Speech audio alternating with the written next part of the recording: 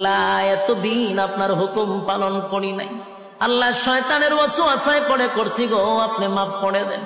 চোখের পানিগুলো ছেড়ে দিয়া যদি আল্লাহর দরবারে আপনি দরখাস্ত করেন, আমার আল্লাহ বলেন বান্দারে যৌবনকালে যদি একবার ডাক দেস, আমি 70 বার বান্দা তোর ডাকে জবাব দিই।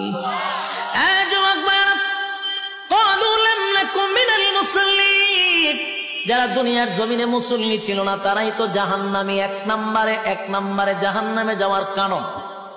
আল্লাহর নবী বলেন উম্মতেরারে হাশরের মাঠে যদি হিসাব হয়, আউয়ালু মা ইউহাসাবু বিহিল আবদু ইয়াউমাল কিয়ামাতিস সালাহ, কিয়ামতের ময়দানে সর্বপ্রথম হিসাবটা হবে নামাজে।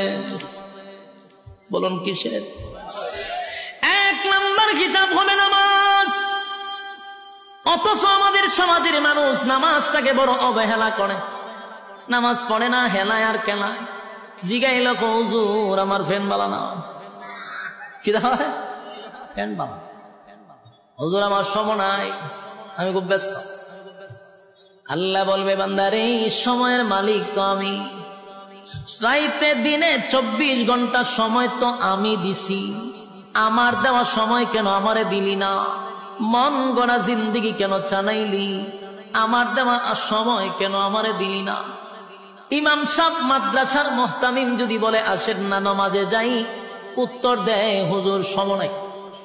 যেই লোকটা বলছে হুজুর সময় নাই, এই লোকটা দেখবেন বন্ধুদের আড্ডায় সময়ের অভাব নাই, চাকরিতে সময় আছে, ব্যবসাতে সময় আছে, বউ বাচ্চারের সময় আছে, বন্ধুদের আড্ডায় সময় আছে, বিপিএল খেলায় সময় আছে, আইপিএল খেলায় সময় আছে, বিশ্বকাপ খেলায় সময় আছে, ফেসবুক শরীফের সময় আছে, ইউটিউবের সময় আছে।